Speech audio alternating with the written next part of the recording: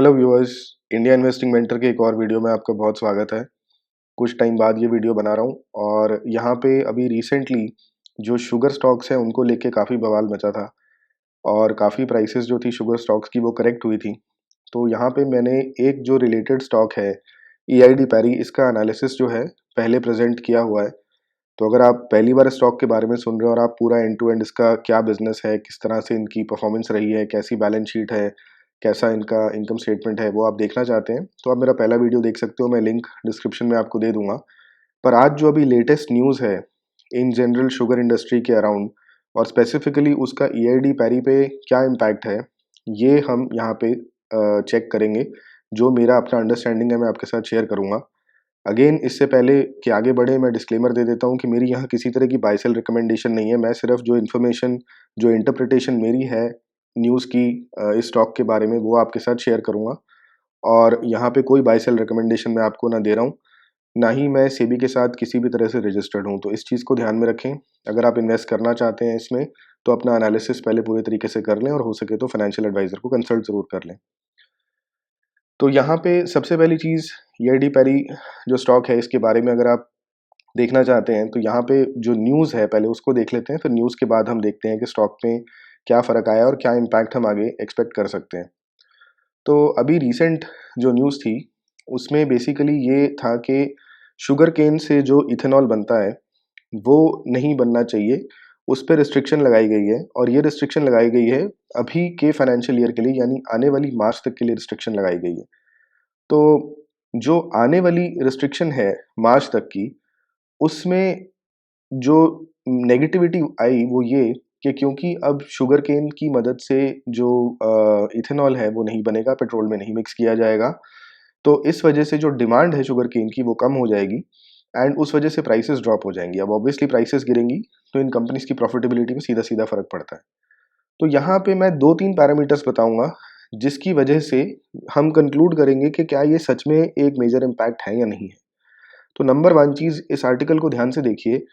इसमें साफ साफ लिखा गया है कि इथेनॉल जो पेट्रोल ब्लेंडिंग का प्रोग्राम है उसमें कोई भी डाइल्यूशन नहीं है।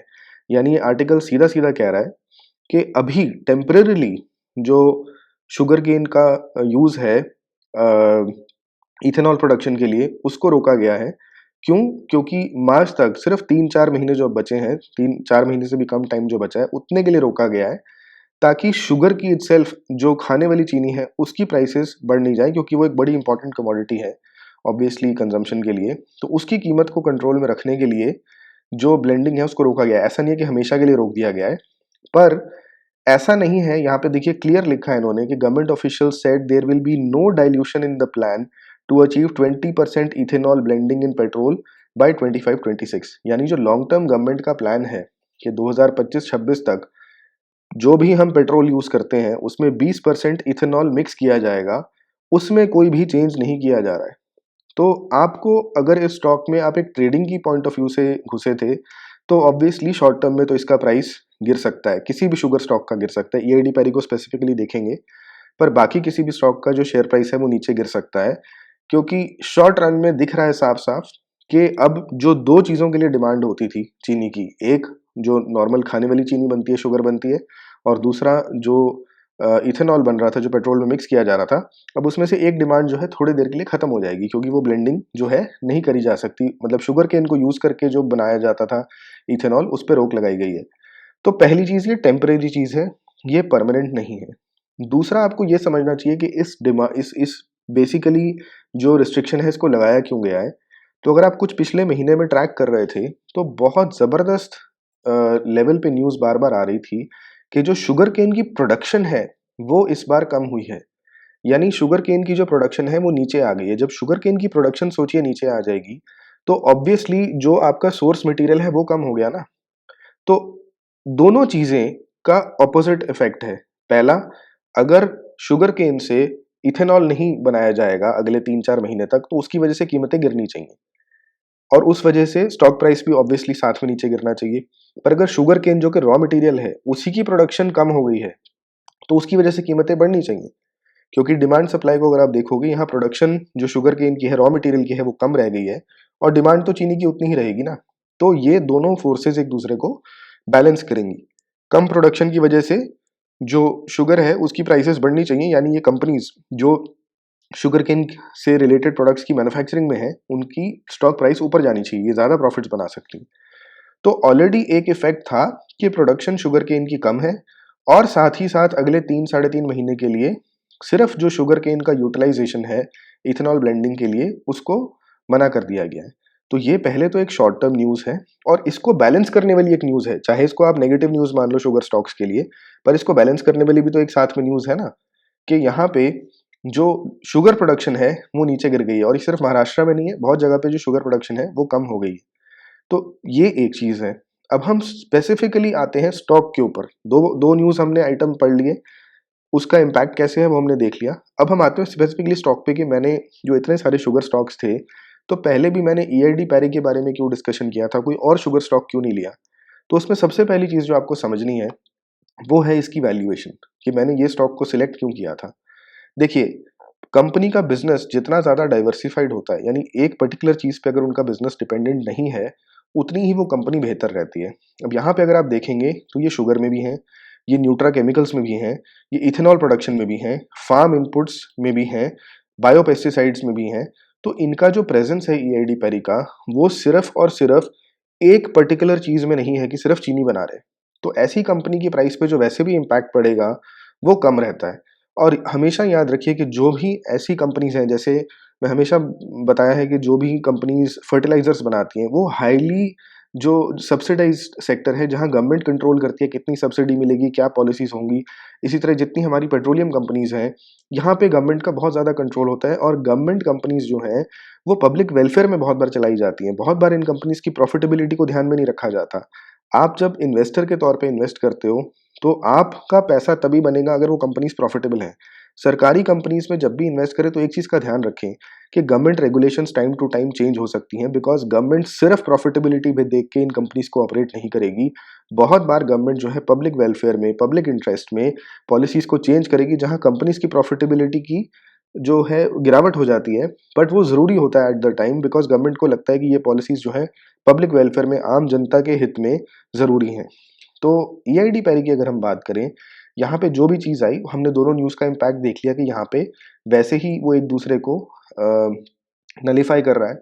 और तीसरी चीज़ हमने ये भी देख ली कि इनका काफ़ी डाइवर्सिफाइड बिजनेस है। ऐसा नहीं है कि ये सिर्फ इथेनॉल प्रोडक्शन वाले शुगर केन में इनकी कंजम्पशन थी, नहीं तो इनकी कंजम्पशन है नहीं। और उसको पक्का करने के लिए यहाँ पे आप देख सकते हो कि इसकी बुक वैल्यू जो है वो 50% से भी ज़्यादा, जो इसकी प्राइस है उससे ज़्यादा इसकी बुक वैल्यू है। यानी काफ़ी हद तक अगर आप 532 रुपीज़ पे कर रहे हो इसके शेयर के लिए आज, तो उसमें से 375 रुपीज़ की तो आपको बुक वैल्यू ही मिल जाती है। पी 10 से इसका नीचे का है, डेट कंपनी के पास काफ़ी कम है।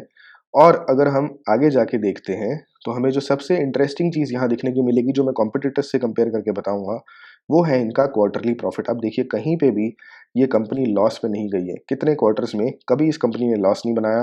अगर हम ईयरली प्रॉफिट की तरफ जाते हैं, तो अब कंसिस्टेंटली लास्ट 4 साल से 3 साल से ये 1000 करोड़ से ऊपर का प्रॉफिट कंपनी बुक कर रही है। अब अगर मैं इनको इनके कॉम्पिटिटर्स के साथ कंपेयर करूँ, जो मैंने यहाँ खोल के रखे हैं, श्री रेणुका शुगर्स की अगर हम बात करते हैं, तो यहाँ पे आप देखो कि बुक वैल्यू ही नेगेटिव है और ऊपर से पी नहीं है, क्योंकि यहाँ पे लॉस मेकिंग कंपनी है। ये कंपनी कंटिन्यूअसली लॉसेस में रहती है। अब यहाँ पे देख सकते हैं कि बारी-बारी, बार-बार इनमें आपको यहाँ पे लॉसेस दिखने में मिलेंगे। इसके बाद हम अगर बलरामपुर चीनी मिल्स के पास आते हैं, यहाँ पे आप देखिए बुक वैल्यू हाफ भी नहीं है। बुक वैल्यू आप यहाँ 400 रुपये पे कर रहे हैं एक शेयर के लिए, आपको सिर्फ 156 रुपीज़ की बुक वैल्यू मिल रही है। पी जो है हमारा ईआईडी पैरी का 10 से भी कम था, यहाँ 15 के आसपास है। डेट तकरीबन उतना ही है, बहुत ज़्यादा फ़र्क नहीं है। बट आप यहाँ पे अगेन नीचे अगर आके देखेंगे, तो आपको क्वार्टरली रिजल्ट्स में दिखेगा कि उतना प्रॉफिटेबल नहीं है जितना कि वो था, और कहीं न कहीं कभी न कभी इन्होंने लॉस भी बुक किया है। इसी तरह एनुअल रिजल्ट्स देखें, तो एनुअल रिजल्ट्स में भी पूरे साल में कहीं न कहीं इन्होंने पास में लॉस बुक किया है। और जहाँ ईआईडी पैरी का जो प्रॉफिट है वो 1000 करोड़ से ऊपर रहा है, 1800 करोड़ के आसपास अभी है, यहाँ 540 करोड़ का है। तो ये अगेन हो गया। और एक फिर मैं बजाज हिंदुस्तान शुगर को भी ओपन किया है, अगेन सेम स्टोरी। ये बुक वैल्यू से नीचे ज़रूर ट्रेड कर रही है, इसमें कोई शक नहीं है, पर कंपनी प्रॉफिटेबल नहीं है।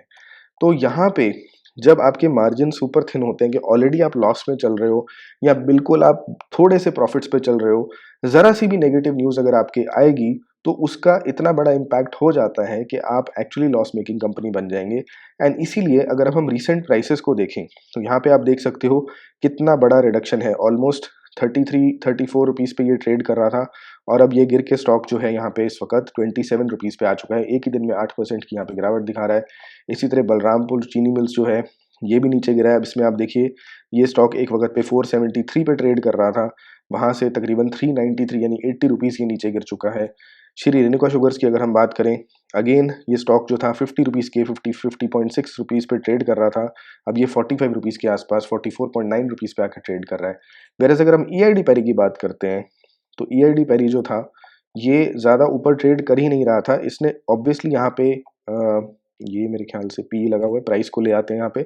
तो प्राइस की अगर बात करें, ये ऑब्वियसली यहाँ से अभी भी ऊपर जा रहा है और इसमें ज़्यादा गिरावट देखने को नहीं मिली है।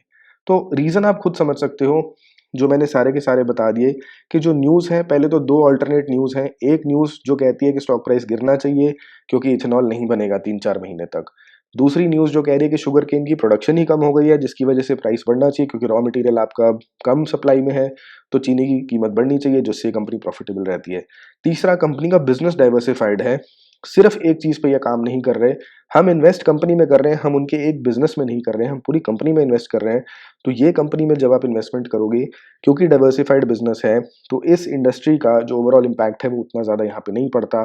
फोर्थ, हमने देखा कि नॉर्मली जो शुगर मिल्स हैं, जो शुगर कंपनीज़ हैं, वो या तो बहुत थिन मार्जिन्स पे काम कर रही हैं, यानी बस बेयरली वो प्रॉफिटेबल हैं, या बिल्कुल प्रॉफिटेबल है ही नहीं, वो एक्चुअली अभी भी लॉस मेकिंग कंपनीज़ हैं। यहाँ पे ऐसा कुछ भी नहीं है। वैल्यूएशन वाइज चाहे पी ले लीजिए, चाहे बुक वैल्यू ले लीजिए, चाहे इसकी प्रॉफिटेबिलिटी ले लीजिए, तीनों चीज़ों में ये कंपनी अच्छा परफॉर्म कर रही है। तो मोटा-मोटा अगर इस चीज़ को हम समझें कि जो भी न्यूज़ है ये टेम्परेरी न्यूज़ है, मेरे हिसाब से जो लास्ट टाइम इस शेयर में इन्वेस्ट करने से चूक गए थे, अगर ये प्राइस यहाँ से थोड़ी और नीचे डिप करती है, तो ये एक काफ़ी अच्छा एंट्री पॉइंट बन जाएगा, जहाँ पे आप इस स्टॉक में एंट्री अगर लेना चाहो, तो मतलब कोई लेने का सोच सकता है। पर अगेन मैं कोई बाय सेल रिकमेंडेशन नहीं दे रहा हूँ, आपको अपना एनालिसिस करना है। पर यहाँ पे मेरी नज़र में अगर इस न्यूज़ को हम इंटरप्रेट करना चाहते हैं, तो इस न्यूज़ का कोई सिग्निफिकेंट लॉन्ग टर्म इम्पैक्ट इस कंपनी में एज़ एन इन्वेस्टमेंट नहीं होना चाहिए। अगर आप बहुत शॉर्ट टर्म इन्वेस्टमेंट करके बैठे हैं तो अब तक आपको निकल जाना चाहिए था, या मोस्टली अभी थोड़ा बहुत प्राइस और नीचे गिर भी सकता है, तो आप देख सकते हो। अगर आपको लग रहा है कि आपने कोई अपने लिए स्टॉप लॉस लगा के रखा है, अकॉर्डिंगली आप निकल सकते हो। बट यहाँ पे जो भी इसको लॉन्ग टर्म के लिए होल्ड कर रहा है, कंपनी कंटिन्यूसली प्रॉफिटेबल है, ग्रो भी कर रही है, बुक वैल्यू अच्छा है, वैल्यूएशन अच्छा है, और बिजनेस डाइवर्सिफाइड है, और ये इथेनॉल ब्लेंडिंग जो है ये इस कंपनी को और सपोर्ट ही करेगी, इसकी प्राइसेस को और ऊपर ही लेके जाएगी। और उसके लिए सिर्फ ये है कि 3-4 महीने का अब एक डिले आ गया है, एक स्टॉप आ गया है, और वो हम सबको पता है काफ़ी हद तक के इलेक्शंस भी आने वाले हैं। और एक्चुअली में मैंने बताया कि शुगर केन की जो प्रोडक्शन है वो काफ़ी अब कम हुई है इस बार। तो उसको काउंटर करने के लिए ऑब्वियसली सबसे पहले खाने वाली चीनी ज़रूरी है, तो गवर्नमेंट का एक सही डिसीजन भी है कि कहीं गलती से जो खाने पीने की कमोडिटी प्राइसेस हैं उनकी वैल्यू, जो उनकी जो कीमतें हैं, इन्फ्लेशन है, वो वहाँ ना बढ़ जाए। तो यहाँ पे कोई भी मेजर लॉन्ग टर्म प्रॉब्लम नहीं मिल रही। और क्लियर कट इस आर्टिकल में लिखा हुआ है, जो इंडियन एक्सप्रेस ने पब्लिश किया है, कि जो 2025-26 फाइनेंशियल ईयर 25-26 तक जो टारगेट है 20% इथेनॉल ब्लेंडिंग का, उसको पूरा ट्रैक पे रखा जा रहा है। ये एक टेम्परेरी डिसीजन है, इसकी वजह से लॉन्ग टर्म में कहीं पे भी उस प्लान को सैक्रिफाइस नहीं किया जाएगा, कि वो प्लान को एग्जीक्यूट नहीं किया जाएगा। तो यहाँ पे मैं एक और कंपनी भी है जिसका एनालिसिस मैं सोचूंगा, अगर उसका वैल्यूएशन मुझे ठीक लगेगा, जो कि है प्राज इंडस्ट्रीज। प्राज इंडस्ट्रीज जो है वो एक्चुअली इक्विपमेंट बनाती है डिफरेंट तरह की, जिससे कि ये जो शुगर केन है उससे इथेनॉल को कन्वर्ट किया जाता है, मेज से या राइस से, जिस भी चीज़ में स्टार्च है उससे इथेनॉल में कन्वर्ट किया जाता है, वो सारा इक्विपमेंट बनाती है। तो उसमें भी एक भारी गिरावट देखने को मिली थी। और वहाँ पे भी अगर ये सिर्फ एक शॉर्ट टर्म चीज़ है, तो मैंने आई थिंक, अगर मैं गलत नहीं याद कर रहा हूँ, तो 15-16% की गिरावट मुझे सिर्फ एक दिन में देखने में मिली थी। तो अगर उस स्टॉक में भी काफ़ी गिरावट आती है, मैंने उसका वैल्यूएशन करके नहीं देखा, तो उसमें भी अब एक इंटरेस्टिंग एंट्री पॉइंट बन सकता है। उसकी वैल्यूएशन करनी पड़ेगी पहले उसकी बेसिस पे, तो वो बाद में मैं आपके साथ एनालिसिस प्रेजेंट करने की कोशिश करूँगा। बट ये मेरी टेक है ईआईडी पैरी के ऊपर। आई होप आपको ये इन्फॉर्मेशन अच्छी लगेगी, पसंद आएगी, आपके काम आएगी। अगर आपको कोई भी यहाँ पे क्वेरीज हैं, कोई डाउट है, कोई कन्फ्यूजन है, तो कमेंट्स में लिखिए, मैं आंसर ज़रूर करने की कोशिश करूँगा।